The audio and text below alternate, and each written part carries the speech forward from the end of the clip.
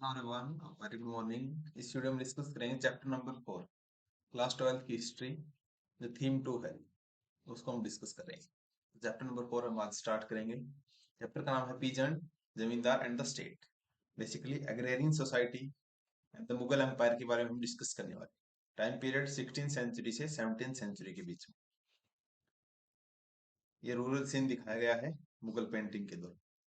During the 16th century and 18th century 85% of the population of India lived in village. So ये statement UPSC direct यहाँ से उठा सकती है। अभी कितना है? अभी 65% रूरल एरिया में या फिर विलेज के कंटेक्स्ट में हम बात करें, बट उस टाइम कितना था? 85%।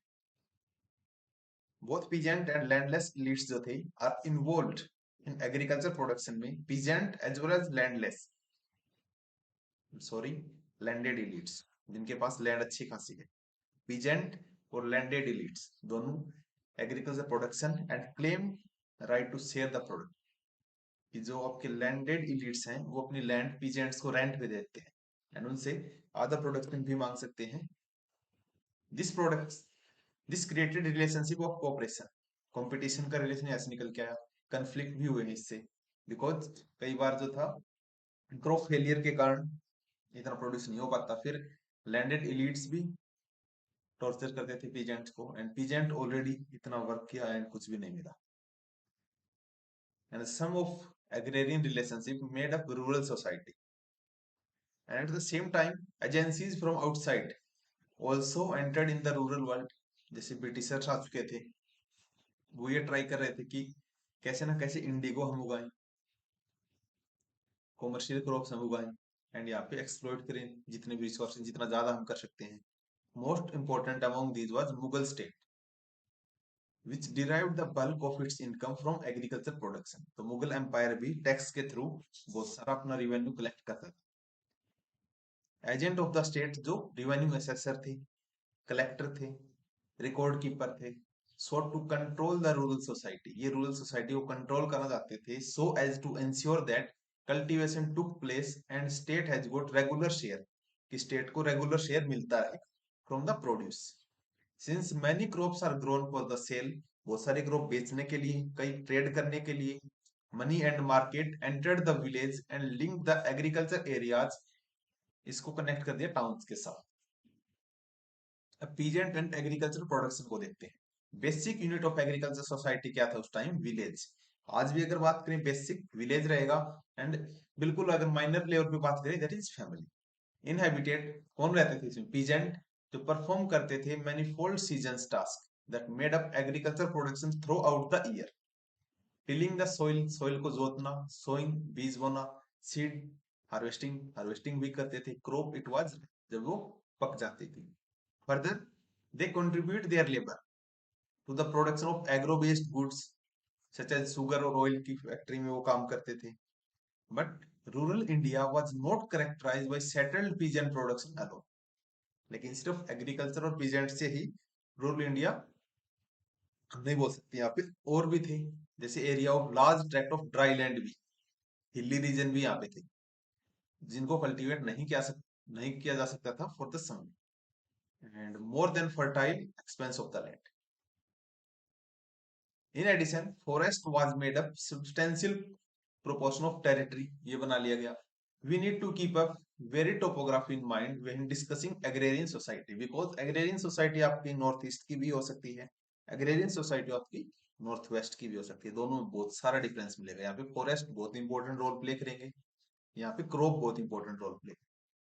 This is the basic difference. Looking for the sources, our understanding of the working of rural society does not come from those who work on the land, as a peasant did not write about themselves। peasant ने तो अपने बारे में नहीं लिखा, तो हमें कहाँ से sources पता चले? our major sources for the agrarian history कहाँ पे रहे हैं?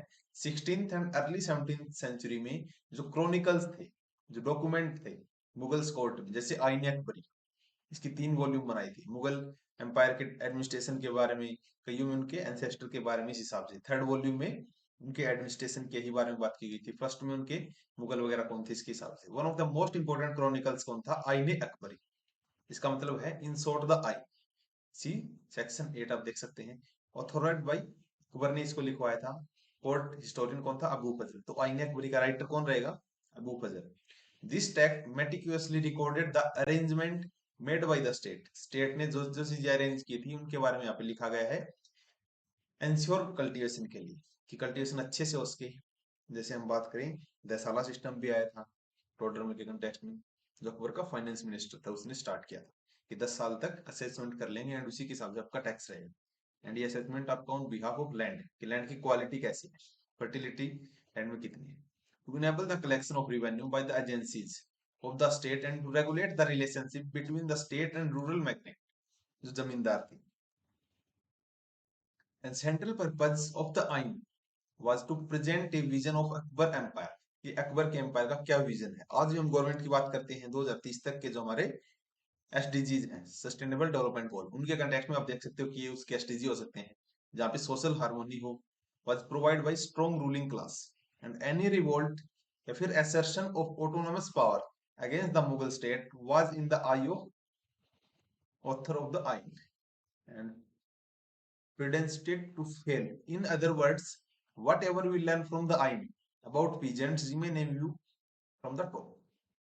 Fortunately, however, account of the ain can be supplement कर सकते हैं by description contained in sources emanating from the region away from the Mughal capital. इनसे बाहर से जो हमें सोर्सेज मिले हैं तो उनको इसके साथ मैच कर सकते हैं। These include detail revenue record हमें मिलता है गुजरात से, महाराष्ट्र से, राजस्थान से, 17th सेंचुरी का as well as 18th century का। फर्दर एक्सटेंसिव रिकॉर्ड हमें मिले हैं ईस्ट इंडिया कंपनी के भी, जो कि प्रोवाइड करता है useful description of agrarian relationship with eastern India. All these sources record instance of conflicting between peasant, zamindar and the state. In the process, they give us insight into peasant perception of and their expectation of fairness from the state. तो peasant and their land के बारे में देखें, the term Indo Persian source जो था Mughal period का was frequently use to denote a peasant, जिसको हम क्या बोलते हैं, रया, या फिर रया बोल सकते हैं, या फिर मुजरेन। तो तीनों वर्ड याद रखने हैं, रया और रैया। बेसिकली किसको डिनोट करें? पीजेंट को। एंड मुजारियन, तो मुजारियन भी याद रखना है। वी ऑल्सो एनकाउंटेड द टर्म किसान और असामी, तो असामी वर्ड किसको डिनोट करता है? पीजेंट को। किसान से तो चलो आप फेमिलियर हो, बट असामी याद रखना है। Sources of 17th century refer to two kind of peasant, जिसमें खुद कास्ट और पाही कास्ट। खुद कास्ट क्या होता है? जो खुद कल्टीवेट करेगा। पाही कास्ट हम आगे देखने वाले हैं। जो पहले वाली खुद कास्ट है, जहां पे residence of village in which they held there land, खुद अपने लैंड पे कल्टीवेशन करेंगे। जो लेटर है पाही कास्ट क्या होता है? नॉन रेजिडेंट आके आपकी लैंड रेंट पे ले लेंगे। Cultivator who belong to some other village but cultivated the land elsewhere on contractual basis पे कर सकते हैं। एंड पीपल बिकेम पाही कास्ट either out of the choice. For example, when terms of the revenue in distant language more favourable, अगर आप किसी गांव में हो, फॉर एग्जांपल ए गांव में आप वैसे हुए, यहाँ पे बी, सी एंड एक डी गांव है, तीन गांव यहाँ पे और है। सो आपको क्या था कि डी गांव में यार बिल्कुल कम रेट पे, मतलब कॉन्ट्रैक्ट बहुत अच्छा मिल रहा है, सो मेरे को यहाँ पे लैंड मिल रही है रेंट के लिए, सो आप प्रेफर करोगे डी के लिए, नॉट देन इसके लिए। तो डिस्टेंट जो पीपल थे वो भी यहाँ पे आने लगे। And out of compulsion, for example force by economic distress after famine, and कई बार अगर फेमाइन आया है तो आपकी मजबूरी है, सो आपको बी में भी करना पड़ सकता है एंड सी में भी। Seldom did the average peasant of north India possess more than a pair of work, जो आपके बैल वगैरह हैं एंड टू प्लो आपके पास हो सकते हैं, मतलब बेसिकली एवरेज के हिसाब से। And most possessed even less, कईयों के इससे भी कम थे। इवन गुजरात में पीजेंट जो थे, इनके पास 6 एकड़ ऑफ लैंड थी on an average, were considered affluent, इनको माना जाता। बंगाल में अदर हैंड 5 एकड़, इसको अपर लिमिट ऑफ एवरेज माना जाता है। 10 एकड़ वुड मेक ए रिच असामी, 10 एकड़ अगर आपके पास है तो आप बड़े फार्मर कहलाओगे। And cultivation was based on principle of individual ownership, and peasant land were bought and sold in the same way as the land of other property owners. And the 19th century description of the peasant holding in the Delhi Agra के region में would apply equally to 17th century के हिसाब से ही चली आ रही थी। यहाँ पे देखते हैं peasant on the move, कि जो किसान हो घूम रहे, इस हिसाब से उतार रखा है। This was a feature of agrarian society which struck a keen observer. Babar ने क्या देखा है? द फर्स्ट मुगल एम्पायर थे, एम्पायर थे forcefully enough for him to write about his Baburnama, जो कि इसने तुर्क लैंग्वेज में लिखी थी। बेसिकली 90% जो बुक्स थी of Mughal state are Persian, but Baburnama एक एक्सेप्शन है, Turk language. In Hindustan hamlets, छोटे विलेज जो हैं, and village town indeed are depopulated and set up in a moment. If people of a large town were uninhabited for years, even flee from it, they do in such a way that not a sign or trace of them remains in a day and a half. And on the other hand, if they fix their eyes on a place of the settle, they need not dig water course because their crops are all rain grown. And with the population of Hindustan is unlimited with the swamp sea. They make a tank और well, इन्होंने कहीं ना कहीं बताया कि irrigation जो था वो नेचुरल ही डिपेंड थे, आर्टिफिशियल कोई ऐसा सोर्स नहीं था। दे मेक ए टैंक वगैरह ये लोग बनाते थे। Need not to build houses, set up walls, खास grass abounds, wood is unlimited थी। Huts are made in straight way, there is a village और टाउन। मतलब कहीं ना कहीं अरेंजमेंट के बारे में बताया है, तो बाबरनामा में इसका जिक्र किया गया है, बस इतना याद रखना है, बाकी इसमें कुछ भी इंपॉर्टेंट नहीं है। द कल्टिवेटिंग पीजेंट को क्या बोलते हैं? असामी। तो चांसेस है कि असामी पूछ सकता है कि असामी क्या था, तो आपसे यूपीएससी पूछ सकता है people of Assam, first option में ही, एंड आप यहाँ पे इस पे अटेम्प्ट करोगे। दूसरा पीपल ऑफ क्राफ्ट पर्सन है, इस हिसाब से। थर्ड आपका आ जाएगा पीजेंट, तो पीजेंट आपका राइट आंसर है। People of the field mark the limit of each field for identification and demarcation with borders of raised earth. अगर आप आज भी देखते हैं देसी भाषा में उसको म्याड़ बोलते हैं, या फिर उसको हम बोल सकते हैं बाउंड्री। तो वो कैसे बनाते थे, आपने आज भी देखा होगा, जैसे ये फील्ड है, तो ये वाला एरिया है जहाँ पे इसकी बाउंड्री बनी थोड़ी सी ऊंची होती है, कई जगह पत्थर भी होते हैं, बट जनरली हरियाणा की बात करें तो इसको थोड़ा सा ऊंची हाइट पे बनाया जाता है, मतलब 1 to 2 फीट पे मैक्सिमम। ब्रेक एंड थोन so that thousand of such field में भी काउंटेड इन विलेज, इनकी काउंटिंग करने के लिए। एंड 1 फीट पे ही लड़ाई हो जाती है आजकल तो। इरिगेशन एंड टेक्नोलॉजी के बारे में बात करें, abundance of land, available labor, and mobility of peasant were three factors that accounted for the peasant expansion of agriculture. Since the primary purpose of agriculture is to feed peoples, basic staples such as rice, wheat, or millet were the most frequent cultivated crops थी। Area which received 40 inch अगर आपके पास rainfall है, generally rice producing zone इसमें हम बोल सकते हैं। Following bye wheat, यहाँ पे अगर 40 इंच है तो 40 सेंटीमीटर 400 सेंटीमीटर आप मान सकते हैं, corresponding to a descending scale of precipitation।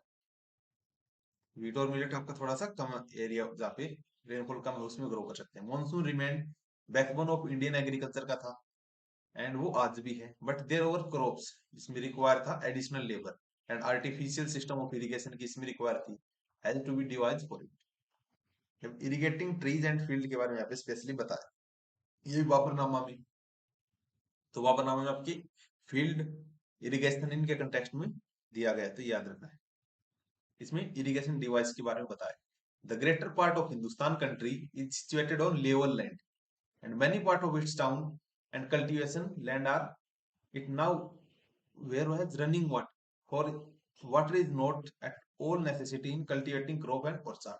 Autumn crops grown by the downpour of the rain, and strange is that spring crops grow even no rainfall। spring में आपकी अगर कोई rainfall नहीं है तो भी grow करती थी। However, young trees water is made to flow by the means of bucket and wheels। इन लाहौर दीपालपुर जो कि प्रेजेंट डे पाकिस्तान में है, and two other part people water by means of a wheel, एक पहिया था उससे पानी निकालते थे। They made two circles of rope long enough to suit the depth of the well and fix strip of the wood between them. चलो देखते हैं, उसके बाद नीचे पिक्चर दी गई है, पर्शियन व्हील के कंटेक्स्ट में बताया गया है। These fashion picture and the ropes with the wood and attached picture are put over the wheel well. At one end, the wheel axle, a second wheel is fixed and close it to another right axle। Last wheel, the bulk turn, जो bullock था वो घुमाता था इसको, ये जैसे घुमा रहा है, ठीक है। And second second wait, Agra Chandawar बयान विलेज उत्तर प्रदेश का ये पिक्चर है, नेक्स्ट यू कैन सी। मतलब इस हिसाब से ये इसमें लगा होता है, ये इसको घुमाएगा एंड ये इसको घुमाएंगे, एंड वो वाटर नीचे से निकल के आएगा। द स्प्रेड ऑफ टोबैको की बात करें, यहाँ पे पूछ सकता है UPSC. This plant which derived first in Deccan, सबसे पहले डेक्कन में इंट्रोड्यूस किया गया था। Spread to northern India in early years of 17, तो डेक्कन में कैसे आया? तो पोर्तुगीज थे, हमने टोबैको को इंट्रोड्यूस किया था। पोर्तुगीज कहाँ पे आए थे? केरला के आसपास। तो कहीं ना कहीं हम डेक्कन वाले एरिया से इसको एसोसिएट कर सकते हैं। द आइन डज नॉट मेंशन टोबैको, आइन एक्वरी में टोबैको मेंशन नहीं है। In list of the crop in northern India, northern India की क्रॉप नहीं है, फर्स्ट ऑफ ऑल याद रखना है। एंड टोबैको का रिसर्च सेंटर है आंध्र प्रदेश में, तो ये आपको याद रखना है। Akbar and his nobles came across tobacco for the first time in 1604 में। At this time smoking tobacco, जिसको हुक्का और चिलम बोलते हैं, seem to have caught on the big way। Jahangir was concerned थे इसके लिए कि its addiction को बैन किया जाए। This was totally ineffective because by end of 17th century में tobacco had become a major article बन गया था कंजप्शन का, कल्टीवेशन के लिए, एंड ट्रेड कर रहे थे ऑल ओवर इंडिया, एंड इस पे टैक्स भी लगाया था। Irrigation project received state support, irrigation project में जैसे आज अगर आप माइक्रो इरिगेशन का प्रोजेक्ट लगवाते हैं तो आपको सब्सिडी मिलेगी 85% in state of Haryana. For example northern India में state undertook digging of new canals, जिसको नहर बोलते हैं या फिर नाला बोलते हैं, also repaired old ones like Shah Nahar. ये शाह नहर कहाँ पे थी? पंजाब में, ड्यूरिंग शाहजहां के टाइम पीरियड। तो शाहजहां के टाइम पीरियड में तो शाह नहर। आजकल की नहरों का क्या नाम है? इंदिरा गांधी के नाम। तो ये डिपेंड करेगा, ऐसा नहीं कि हम उनको क्रिटिसाइज कर सकते हैं इसके लिए, बिकॉज जो उसको स्टार्ट करता है वो कहीं ना कहीं चाहता है कि मेरा लॉन्ग टर्म इम्पैक्ट रहे लोगों के दिमाग के ऊपर। दो एग्रीकल्चर वाज लेबर इंटेंसिव था, peasant did use technology that often harness cattle energy. One example was the wooden plough which was light and easily assembled with a iron tip. It therefore did not make deep furrows, which preserved the moisture better during the intensive hot month. A drill pulled out by a pair of giant oxen was used to plant the seed, but broadcasting of seed was most prevalent था, कि ऐसे ही छिड़क दिए और जो होगा वो देखो। होविंग एंड वीडिंग, मतलब जो कटनी और छटनी जिसको हम बोलते हैं, वो भी आपके simultaneously using a narrow iron blade के साथ हम करते हैं, जिसको हम क्या बोलते हैं देसी भाषा में?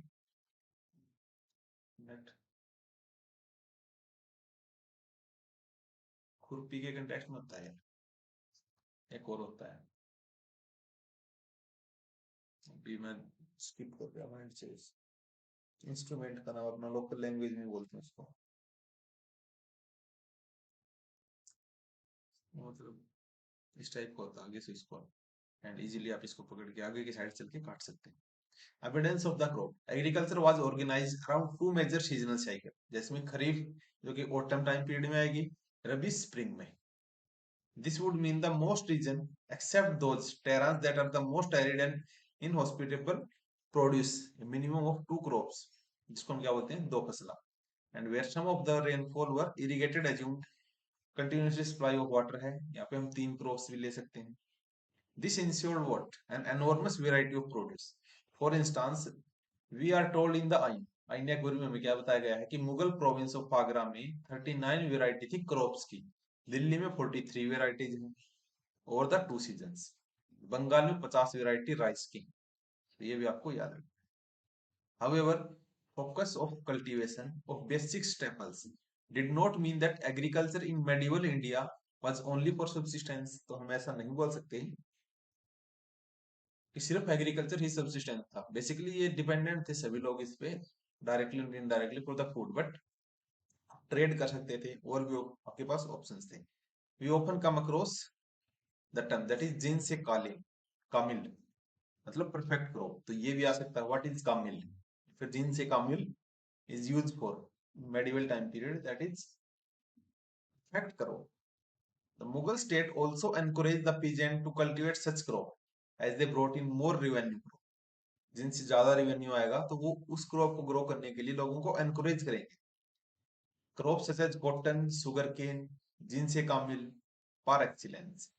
Cotton was grown over a great swath of territory and spread over central India में, डेक्कन प्लेटू में, बट बंगाल किसके लिए फेमस था? शुगर के लिए। And such cash crop would also include various sort of oil seed, जैसे मस्टर्ड भी आप कर सकते हैं, lentils. This shows how subsistence and commercial production were closely intertwined in an average peasant holdings. And during 17th century, several new crops from different part of the world reach in the Indian subcontinent में आई थी, जैसे मेज, इसको मक्का बोलते हैं. For example was introduce in India by Africa, और Spain से हम इसको लेके आए हैं. एंड 17th सेंचुरी में it was being listed as one of the major crop of western India. Western India की मेजर क्रॉप यहाँ पे ये थी. Vegetables like tomato, potato, chilies were introduced from New World at this time, as were fruits like pineapple and papaya. तो New Guinea से भी हम इसको बोल सकते हैं. I think so. Agriculture prosperity and population growth. One important outcome of such varied and flexible form of agricultural production was slow demographic growth. Despite periodic disruption caused by famines and epidemics के कारण India's population increased according to calculation by economic historian 50 million people between 1600 से 1800, which is an increase of about 33% over 200 200 साल में 33% हम बोल सकते हैं. Even हम जब आजाद हुए थे तब आई थिंक 34 करोड़ थे. अभी हमारी population 140. Approximately we can calculate कि 100 साल भी नहीं हुए, 75 ईयर.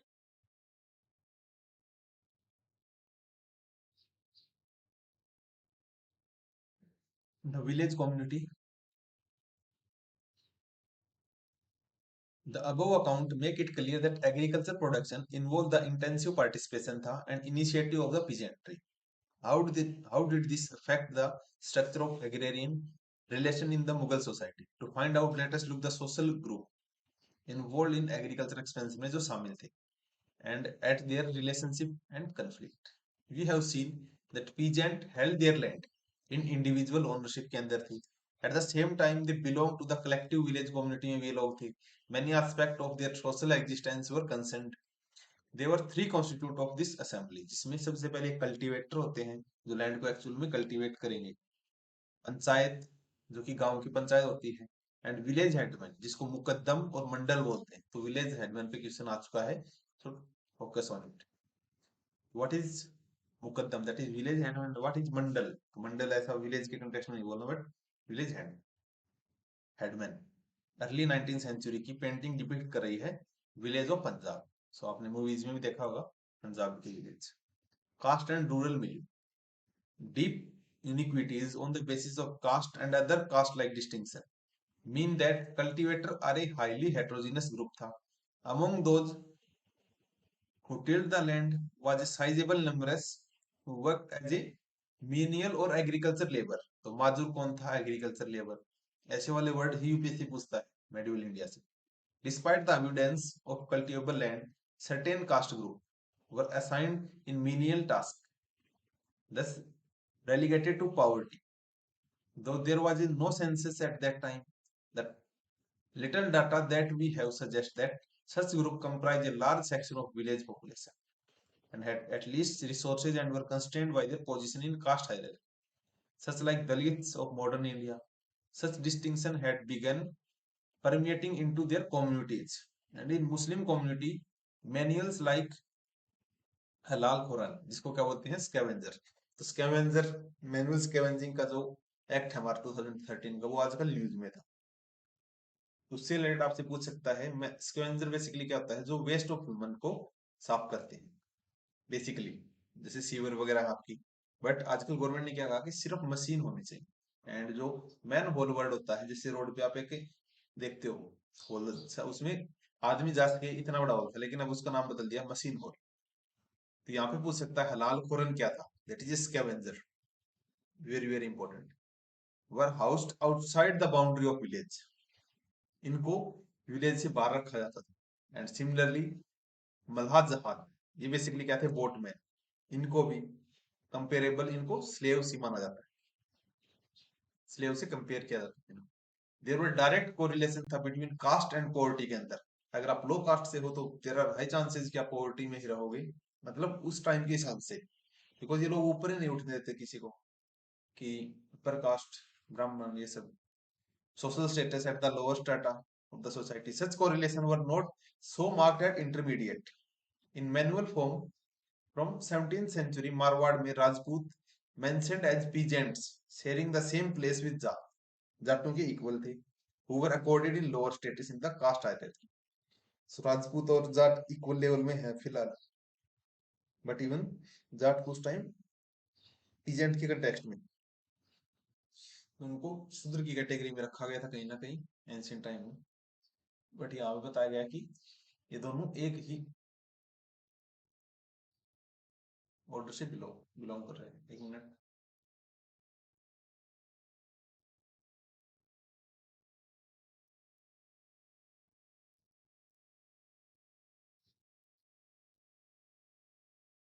जैसे the गौरव्स who cultivate the land around Vrindavan, तो गौरव्स कौन थे ये पूछ सकता है। So Rajput status in 17th century, caste क्या थी, जैसे अहीर, गुज्जर, माली, rose in hierarchy because the profitability of cattle rearing the horticulture, and in eastern region intermediate pastoral and fishing caste like sedgops, कालीवर्थ जो स्टेटस थे पीजेंट, इनको पीजेंट कैटेगरी में रखना है। मंडल क्या था, विलेज हेडमैन, तो ये आपको याद रखना। पंचायत एंड हेडमैन के बारे में अगर डिस्कस करें, village panchayat was an assembly थी एल्डर्स की, usually important peoples of the village with hereditary rights और दिस देयर प्रॉपर्टी, मतलब यहाँ पे भी अगर आपके फादर यहाँ पे जॉब करें तो आपको ही मिल जाएगी इस हिसाब से था। In mixed caste village the panchayat was usually heterogeneous body and oligarchy, जहाँ पे कुछ लोग राज करते हैं। The panchayat represent various caste and communities in the village, though the village menial come agriculture work was unlikely to be represented there, and the decision made by these panchayat were binding on the members, और इन पंचायत ने जो decision बता दिया वो इन members के ऊपर binding रहेगा कि आप इससे मुकर नहीं सकते। Next, panchayat was headed by A headman जिसको मुकद्दम और मंडल बोलते हैं। पंचायत के हेडमैन भी यही हैं, विलेज हेडमैन भी यही है। Some sources suggest that village या फिर headman was choose through the consensus of the village elder, कि जो गांव के बड़े लोग हैं वो अपने कंसेंसस के थ्रू इनको चूज करते हैं। And this choice had to be ratified by the zamindar, और जमींदार इसको रेटिफाई करें कि ठीक है। Headman held office as long they enjoy the confidence of the village. Elders failing, they could be dismissed by them. And the chief function of the headman was to supervise the preparation of the village account, assisted by the account or patwari, the panchayat. So ये अपना account इनको दिखा। Corrupt मंडल की बात करें, the mandals often misuse their position, कब misuse कर रहे हैं, they were principally accused of defrauding village account in convenience with the patwari और under assessing the revenue they owed from their own land in order to pass the additional burden of the small cultivator के ऊपर additional burden यहाँ पे so ये corrupt है कहीं ना कहीं। Next, panchayat derived its fund from contribution made by individual, जो इंडिविजुअल यहाँ पे कंट्रीब्यूशन करेंगे वहीं से पंचायत के फंड्स आएंगे to a common financial pool, and these funds were used for defraying the cost of entertaining revenue officials who visited the village time to time, and expenses for community welfare की activity के लिए such as tiding over natural calamities like flood were also come from these funds, and often these funds were also deployed in construction of a bund or a digging a canal which peasant usually could not afford to their own, तो ये सारे मिलके उसको बनाते थे, collection करते थे। Early 19th century की depicting A mixing of village elders and tax collector यहाँ पे बैठे हुए थे, ये लिख रहा है यहाँ पे और ये टैक्स लेके आए, you can see. One important function of panchayat क्या था, was to ensure the caste boundaries among various community inhabiting the village were upheld.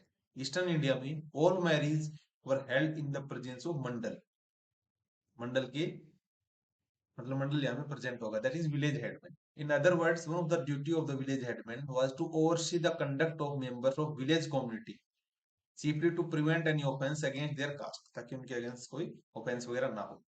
Panchayat also had the authority to levy fine and inflict more serious forms of punishment like expulsion from the community, किसी इंसान को ये बाहर भी कर सकते हैं। The latter was drastic steps था, जो expulsion था, was in the most cases meted out for a limited period. It means that person forced to leave the village became an outcast, हो बन जाएगा and lost their right to practice their profession. अगर आपको गांव से बाहर निकाल दिया तो आपकी वो कास्ट भी नहीं रहेगी। Such a measure was intended as deterrent to violation of caste norm. And in addition, village panchayat, इसमें ईच कास्ट और जाति in village had its own जाति पंचायत, सबकी अपनी अपनी जाति पंचायत थी। These panchayat wielded considerably power in rural society. इन राजस्थान जाति पंचायत में arbitrated civil dispute between the member of different caste, ये इसको सोल्व कर सकते थे। Mediated in contested claims on land, decided whether marriage were performed according to the norms laid down by the particular caste group, क्या उसी के according हुई है। Determined who had ritual precedence in village function, कौन यहाँ पे वो करेगा, सबसे ऊपर कौन रहेगा इनमें। In both cases accept in matters of criminal justice को छोड़ के स्टेट के पास रेस्पेक्टेड द डिसीजन ऑफ जाति पंचायत, क्रिमिनल मैटर को छोड़ दो तो सारे इनके जो डिसीजन थे उनको स्टेट भी मानता था। And archival records of western India, notably Rajasthan and Maharashtra की अगर बात करें, कंटेन द पिटिशन, पेटिशंस यहाँ पे आई हैं, presented to the panchayat, complain कर रही हैं एक्सटोर्नेट टैक्सेशन और demand for the unpaid labour, इसको बेगार बोलते हैं तो बेगार याद रखना है, impose by the superior caste इन पे इम्पोज कर रही हैं, और official of the state. These petition were usually made by the villagers and from the lowest rank of the rural society. Often petitions were made collectively as well, and by a caste group भी petition कर सकते हैं, protesting against what they have considered और morally legitimate इसमें क्या है, illegitimate क्या है, demand on a part of the elite group, and these include excessive tax demand which especially in times of drought के context में, अगर अगर drought के टाइम में ज्यादा टैक्स रख दिया तो जीना आराम हो जाएगा। other disaster endangered the peasant subsistence. And in the eyes of petitioner, the right of the basic minimum for survival were sanctioned by the customs. And they regarded the village panchayat as a court of appeal that would ensure that the state carried out its moral obligation and guaranteed the justice. The decision of the panchayat in conflicting between the lower caste peasant and state officials for local zamindar could vary from caste to caste, या फिर case to case very कर सकता है। In case of excessive revenue demand में the panchayat often suggested a compromise. In case जहाँ पे reconciliation fail हो जाए, peasant took resources to more drastic forms of resistance such as deserting the village. The relatively easy availability or uncultivated land and competition over labor resources made this an effective weapon in the hand of cultivator. यहाँ पे क्या हो रहा है, let us look 17th century painting, textile production, village artisans. Another interesting aspect of the village was elaborate relationship of exchange between different produce. Marathi document and village survey made in the early years of the village, या फिर British rules have been revealed the existence of substantial number of artisans. Similarly, 25% of total household in the village इसमें लगे हुए थे। At the times, however, the distinction between the artisan and peasant in village society was a fluid one, and as many groups performed the task of both, cultivator and their families also participate in the craft production, such as dyeing, textile printing में, baking and firing में, pottery बनाने में, making the repairing, ये सब में वो लोग काम कर रहे थे। तो ये पेज और डिस्कस करते हैं, फिर सेकंड पार्ट में इसको कंटिन्यू करेंगे। एग्रीकल्चर इंप्लीमेंट बनाते थे। Phase in the agriculture calendar were there was a relative lull in the activity as between sowing and weeding के टाइम में, and between weeding and harvesting, जहाँ पे टाइम था कल्टीवेटर के पास आर्टिसन प्रोडक्शन के लिए। विलेज आर्टिसंस जिसमें potters, blacksmith, carpenter, barber, goldsmith provided specialized services थे इनकी, in return for which they are compensated by the villagers by a variety of means, and the most common way of doing was by giving them a share of harvest. इसमें एक allotment आपको दे दी जाएगी। perhaps cultivable waste are likely to be decided by the panchayat, and in Maharashtra such land became the artisans miraj और वतन, जो कि hereditary holding हो गई थी। मिराज और वतन याद रखना है लैंड के context. Another variant of this was system where artisan and individual peasant household enter into a mutual negotiated system में आ गए थे of the remuneration, and most of the time goods and services में भी। For example, 18th century में record tell us records में बताते हैं कि जमींदार इन Bengal who remunerated blacksmith, carpenter and even goldsmith for their work by paying them a small daily allowance and diet money, बहुत कम इनको मिलती थी. This later came to be described as jajmani system, इसको बना दिया गया. जो टर्म था not in the vogue in 16th and 17th century, and such evidence is interesting because indicate the intricate ways in which exchange network operated at the micro level of the village, and cash remuneration was not entirely unknown either. Then Little Republic. How does one understand the significance of village community? Some British official in 19th century में saw the village as a little republic, वो लोग इसको मानते थे, made up of fraternal partners, sharing resources as a labor in collective. However, this was not a sign of rural egalitarianism. इसके वो sign नहीं था. There was a individual ownership था of asset and deep inequities based on the caste and gender distinction. A group of powerful individuals decided the affairs of village and exploited the weaker section and had the authority to dispense the justice. And more important, a caste nexus had already developed through the trade between the village and the town. And in the Mughal Harland, revenue was assessed and collected in that caste, and artisans producing for export market, weavers and received their advance or wage in the cash, and did producer of commercial product like cotton, silk और Indigo. तो cash का system ज्यादा prevalence. So that's it. Part 2 हम discuss करेंगे next video में.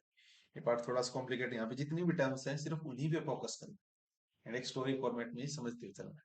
सो that's it. We will meet in the next class. Thank you.